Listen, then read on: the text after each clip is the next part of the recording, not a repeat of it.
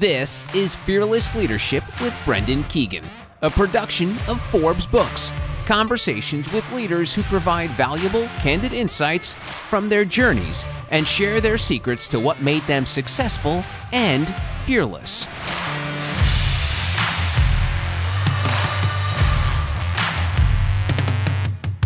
This dynamic brother duo has been lacrosse royalty since birth. They both were recruited to top college lacrosse programs out of the 8th grade, and they delivered on that promise as high school All-Americans, and now they're playing attack for Rutgers and midfield for Princeton. Last spring, these two brothers from Bedford, New Hampshire, the bedrock of lacrosse, competed in the NCAA Lacrosse Final Four and were just one win away from playing each other for the championship game. Brian Cameron played attack for Rutgers, and his not-so-little brother, Sean Cameron, played midfield for Princeton. Both Sean and Brian had outstanding seasons individually, as obviously did their teams, but they just missed winning the title. But that went to the University of Maryland, which might be one of the best men's lacrosse teams in collegiate history. Over the past few seasons at both North Carolina and Rutgers, Brian has brought his fearlessness on the field and in the locker room. And just this past year, younger brother Sean put on a display of fearless leadership at Princeton, and I'm grateful to have them both on for today's podcast. So Brian, welcome to the show. Thanks for having me. Excited. And Sean, thanks for joining me today as well. Thank you. It's a pleasure to be here. So let's start with age. Let's start with Brian, the big brother. So your lacrosse skills really can be chalked up to setting goals and being a tireless worker. You know, I've followed you for a little while, and this has been something I've seen from you. But I'd also say you have some genetics on your side with your dad. You know, Chris having played professionally and been the all-time leading scorer at Lehigh. So what have you learned from your dad that has made you the player and the leader you are today? Yeah, my dad has really taught me everything.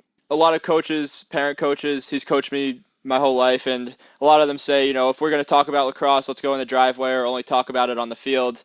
That was very different in our family. Lacrosse is a main topic of conversation. And I think I learned a lot watching him coach Bishop Girton and the New Hampshire Tomahawks for years, but I think that what I learned the most was having a catch with him every day before school for 20 minutes or just while he's on the grill talking about different game plans and different things that I could do to help my game. And even so, when I come back to BG to help them coach, I'm always learning something new, whether it's game plans, how to treat players, and different aspects of the game that I want to be a coach as well. So learning from him, not only is a great player, but also a great coach, has been invaluable to me. Excellent. So you said when you're out there on the grill, what do you guys like to grill when you're out back playing catch and grilling? Coach Cam has a wide variety of grilling. Vegetables, you name it, corn, asparagus, salmon, peppers, salmon's the meat, but burgers, everything. And we'll just, in between, when he grills, we'll have a toss and just talk about different players, different parts of the game, and just life in general. Excellent. So you talked about your dad. Now, Sean, your mom's pretty awesome too. And from what I understand, she's active in the lacrosse world, leading some of the country's strongest club programs at the New Hampshire Tomahawks. Brian just mentioned them. What role did your mom, Judy, play in your athletic career and the success you've had on and off the field? Yeah, I mean, my mom, she's an athlete, but I give her credit for my mentality. And, one thing she always emphasized is just be your best. Like, don't focus on others. So it's all about building yourself. And she always says, like, can you look back yesterday and be what? Are you improved? Are you more improved? Are you a better person, better athlete than you were the day before? And with that, she always emphasized goal settings. Whether you're studying for a test or on the field, is there a goal in mind? For example, like if I want to score 5 lefty goals this season, I'm going to emphasize working on my offhand on the off season. And yeah, so with that, I kind of built my mentality off of her. With Tomahawks, it's the same way. She always tries to improve and make it a better program. She expand it, not necessarily make it bigger, but make it stronger. So, Brian, you had mentioned Bishop Girton, and I want to talk about your high school experience.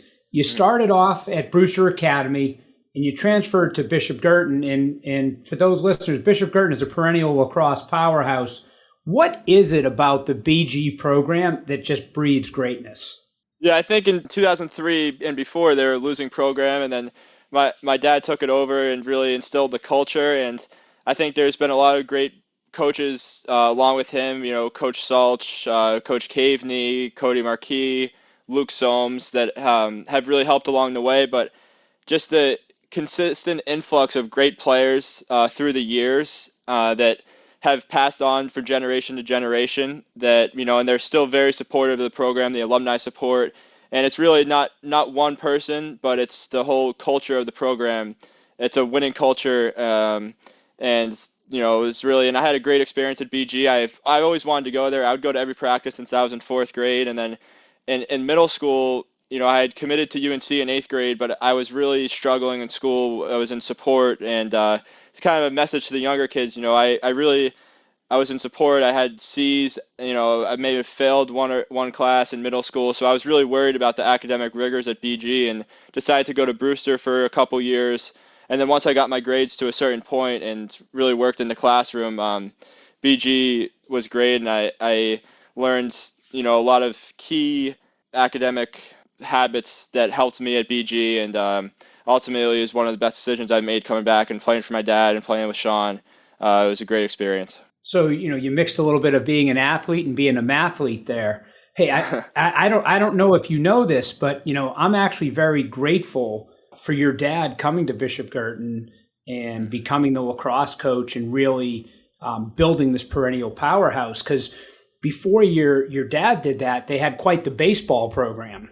And, he's drawn a lot of the athletes from baseball over to lacrosse. As a matter of fact, the last great baseball team at Bishop Girton was the 1987 state championship team. And I can tell you, I was on that team. So thanks to your dad, I'm one of the last BG baseball state champs. So I wish your dad great success as he continues to pull both the athletes and the mathletes over to the lacrosse field. So Sean, you had just graduated middle school and you're getting ready to join your brother at BG the summer before your freshman year, and you committed to play college lacrosse at the University of Maryland. How big a decision was that for a 13-year-old to make? And hey, and after you answer that, I want to ask you also, you wound up not going to Maryland and you're at Princeton. So walk me through the decision you made when you were 13 and then how it evolved over your high school years. Yeah, so when I was leading up into high school, believe it or not, I didn't know I was going to BG till after I knew I was going to Maryland. And Maryland's a great school, especially the lacrosse program, and that was a big draw for me. I was a good student, but I was also in support, like Brian said. And so at that time, I didn't have any intention of switching, and nor did I know I was going to improve my academics. So I went from a kid who was at reading help to a kid who was doing well in school, getting A's and AP and honors classes. And so that really just expanded my opportunities and my options. So come September 1 for recruiting, high academic schools reached out, and I really just fell in love with Princeton. Nothing I didn't like about Maryland, but I felt it was an academic upgrade. And so just a little bit of your evolution. I mean, 13 to 16 to 17. I mean, that's a lot of development going on in those years. And it looks like maybe, the muscle you were developing the most was under that helmet. It was your brain there. And exactly. Congratulations on that. Thank you. Brian, you spent 3 seasons at the University of North Carolina prior to transferring to Rutgers. And I think you're working on your master's there. What inspired that decision? Yeah, well, it all started with the extra year of COVID eligibility. So I had 5 seasons, and I wanted to maximize not only athletically but academically.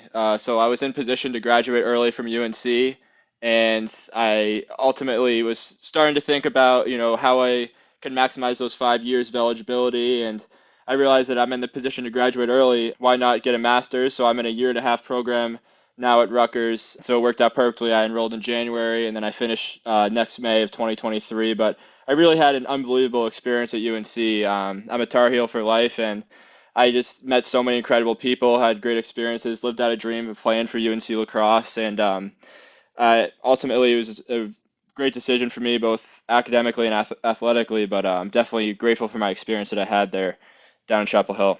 Now, I remember I've got a son a few years younger than you, and it was your freshman year. And I was down in North Carolina actually raising some capital for my business. My son flew down and we went and watched you as a freshman, and it was a downpour game. The field was super, super muddy, but you had a couple nice goals coming around the crease. So I have some fond memories of seeing you play at North Carolina. Now, walk me through what's the biggest difference between living in North Carolina and New Jersey? Yeah, there's a lot of differences. Chapel Hill, I consider to be like one of the nicest places on earth. It's always sunny. It's 75. Just a great college town, and really just nice people there. New Jersey is definitely different. It's more of a city feel. Inside, there's great people at Rutgers, and the facilities down at Rutgers, the lacrosse are honestly an upgrade it's a brand new facility, so an upgrade from the UNC facilities. But both really interesting. It's a very interesting difference between the two. Definitely a distinct difference. Now, Sean, you're in New Jersey as well, just down the road at Princeton. How has it been for you living away from New England, and what do you like most about Princeton? Yeah, so living away from New England, I was so excited to go. I spent a whole year at home over the 2020-2021 academic year. I took a gap year, so I had 4 full years of college. And so I was just so excited to get out of the house, meet new friends, start a new journey. I do love home, but it was just time to, so yeah, it was awesome, but it was also like home away from home. My parents would come down to the games every weekend. I'd see Brian. We go to lunch here and there, breakfast. I go to his games. He comes to mine. So it wasn't all that big of a change. Of course, it was a change, but I was able to catch up with my family, see them. And the thing I like most about Princeton is probably like, it may sound crazy, but how hard it is, because you just it's rewarding. It's the late night studying, writing a paper, to the early morning lifts, and it's the hard work. You put in hard work now, and it's going to come with success later down the road. And so, yeah, I just like how rewarding it is. That's great. I think my favorite thing there was talking. I was just hearing how you get together for breakfast and get a chance to see each other. So, Sean, let's talk about the Final Four. In May, both of your schools made it nearly to the game. Sean, your team had the enviable task of taking on the eventual champs, Maryland, and they happen to be the first undefeated team since 2006. What was that experience like in the Final Four? Yeah, I mean, it's just basically living my dream. You walk into the big stadium, it's just the stands are packed with all the fans, little kids yelling. I used to be one of those kids. Like, I felt like I still kind of feel like they're celebrities, not celebrities, but like they're older than I am, and then all of a sudden I'm there. So it's just kind of awesome to live that out.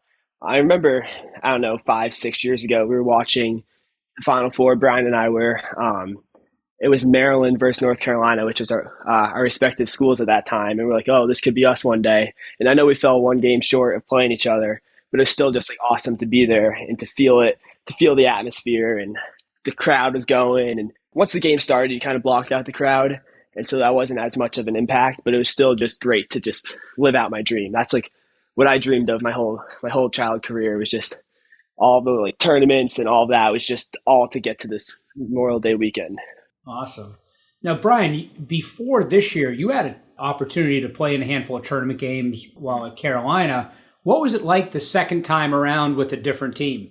Yeah, I think the biggest difference was that I had a bigger role with Rutgers. I played here and there in the Final Four at UNC, but it was definitely a different lacrosse experience at Rutgers, for the better, I think. And I think one of the coolest parts of the Final Four, a specific memory I had coming in, is that we're leaving the hotel and Sean met me. We were at the same hotel and Sean met me at the bottom, and we give each other a fist bump and said good luck. And then on the way we get a police escort, and we were driving in, and usually some games, 2 hours before the game, and for a 12 o'clock game, 10 o'clock, it's, you don't really see anybody. You're just the only people rolling in. But it brought a tear to my eye to see hundreds and hundreds of kids playing mini stick lacrosse at the Fan Fest. And it really brought a tear to my eye watching that going into the biggest game of my life, knowing that all those kids were going to watch me, and that I was one of those kids every year of my life. Me and Sean went to the Final Four every single year, whether it's at Gillette or Philly. And to be a player in that game, like Sean said, I don't really see the players that I play against now as celebrities, but I was, watching Lyle Thompson, Rob Pennell, and those guys that are now some of the greatest players of all time. I was watching them and now I was playing in the same position they were in when they were in college. So it was really a full circle experience, and definitely like one of the reasons why you play the game is to play on Memorial Day. So it was a dream come true. That's great. That's great. Now, Sean, Brian gave us a little insight in that you did get a chance to see each other. You stayed at the same hotel, but as the tournament was going on and it was kicking off, and were you catching yourself, watching each other's games, keeping an eye on each other's brackets to see, where you're going to wind up facing off against each other? How did you keep an eye on Brian? Oh, absolutely. I mean, we call every day after practice, before practice. We just like to catch up, but it kind of worked out perfectly. So the quarterfinal round, I played on Saturday, so Brian was able to come watch me, and then Brian played on Sunday, so I was able to train down to New Brunswick and watch them play Harvard. So that was a great time. I got to see him there. Come to the or that was not the quarterfinals, or maybe it was. I don't know. And then That was the first round, yeah. That was the first round. Yeah, that was the first round. And then the quarterfinals, we happened to both play in Hofstra back to back. I played Yale, he played Penn, so I was able to watch his whole game, talk to him after the game as he was able to watch mine. So yeah, we were able to keep in touch, and then we made it to Hartford, where we played in the semifinals. So yeah, I mean, we were able to watch all of each other's games, and it worked out perfectly. It was really a gamble, but we happened to play back-to-back days and back-to-back sites. So really cool. It sounds like you're big fans of each other, which is which is something nice. So now, Brian, you were a graduate transfer to Rutgers, so probably one of the older kids on the team. You had some seniority.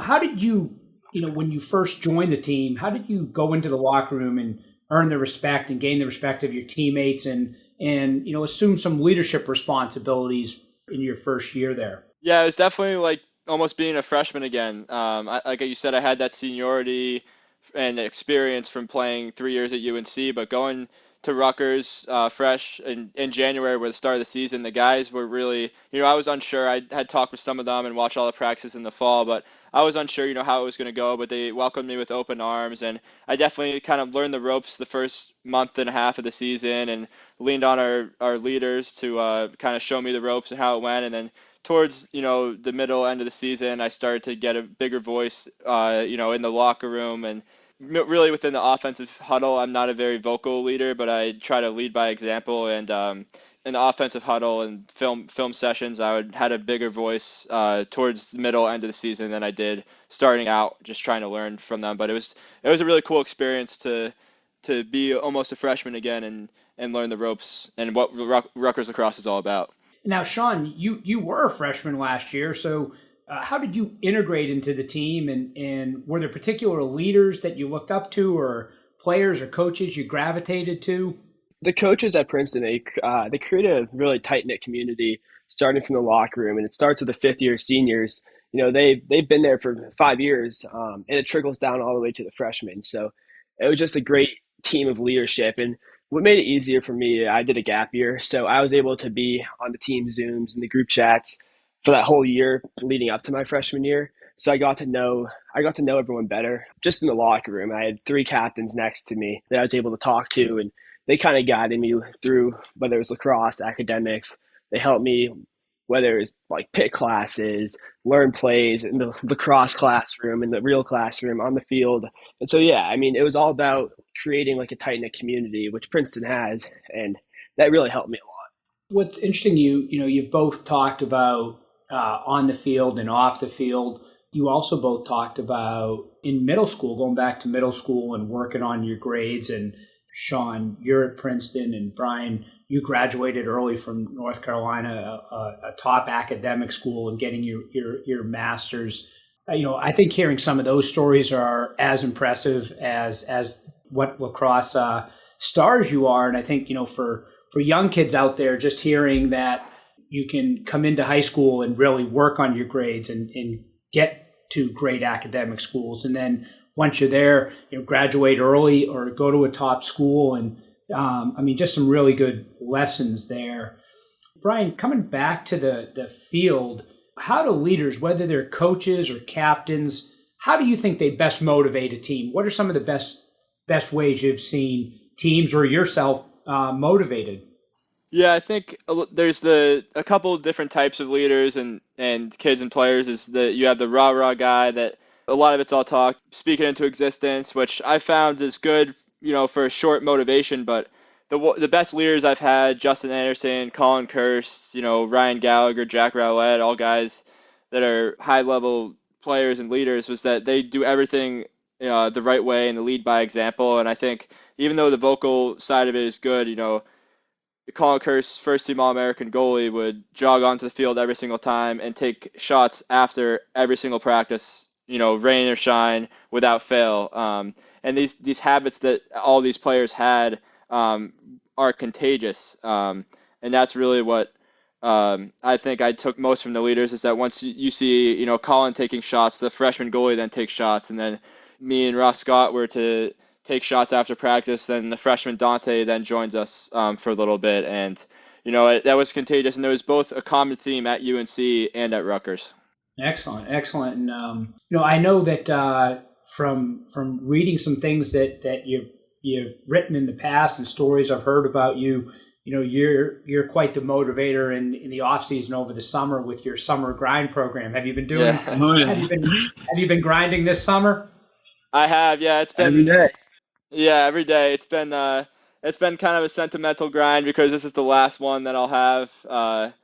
If I get a chance to play in the NLL or PLL, that's a goal of mine. But it's like I can't really expect any or lean on that to happen. So for all accounts, this is my last summer grind, and it's been different. Healing up a couple injuries from the season. I haven't been able to really shoot every day, but I've been out in the field doing different things to get back. But we have a great group of guys, and it changes through the years.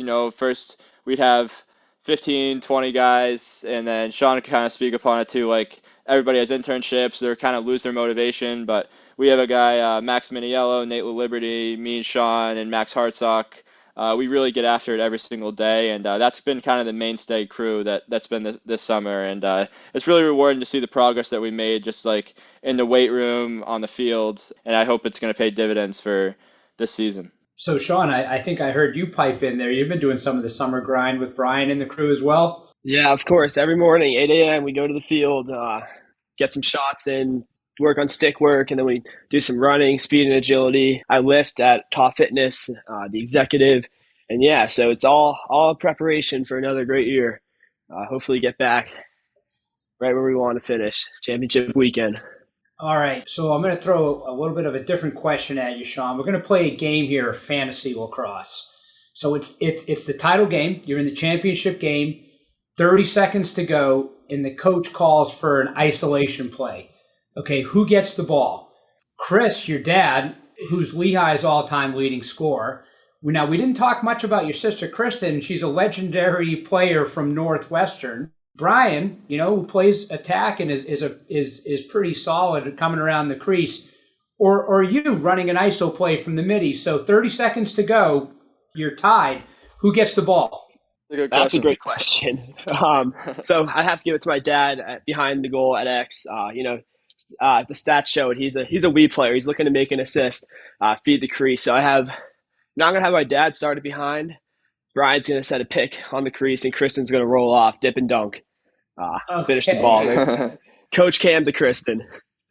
Okay, so we're going to have a good Thanksgiving dinner with that. You're keeping it you're keeping it pretty equal. Now, Brian, it'd only be fair for me to throw the same question out to you. 30 seconds to go. Is it Chris? Is it Sean? Is it Kristen? Hey, you know what? Let's throw Judy in there. Who's getting it? I think my mom would be a decoy up top. Maybe just run around a little bit up there and try to call for the ball. But I think it would be only right to give CC the GOAT the ball behind and everybody get out of the way, let him work. All-time leading scorer, top 10 all-time in NCAA. I think, other talented players in the family for sure, but I think you got to let him get the ball and let him do his magic behind. So just so I get this right, Dad's the GOAT, Mom's the decoy. Okay, yeah. All right.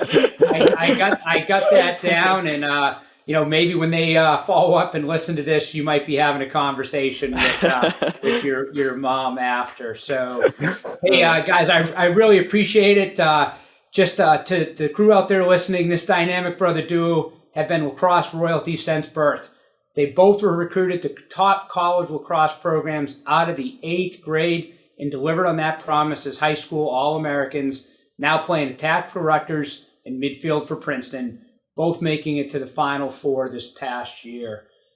Now, what I think is most interesting about our talk today is their athleticism was their start, but in listening to them, it's their mindset, their goal setting, their courage to push past their limits, do the summer grind that we just talked about, and their unwavering faith in themselves that truly sets them apart from other college athletes. So thank you, Brian. Thank you, Sean, for your time today and for being shining examples to the next generation of young athletes and leaders out there that are watching you as you're coming into the stadium in that police escort and they're waving, because, guys, you are celebrities.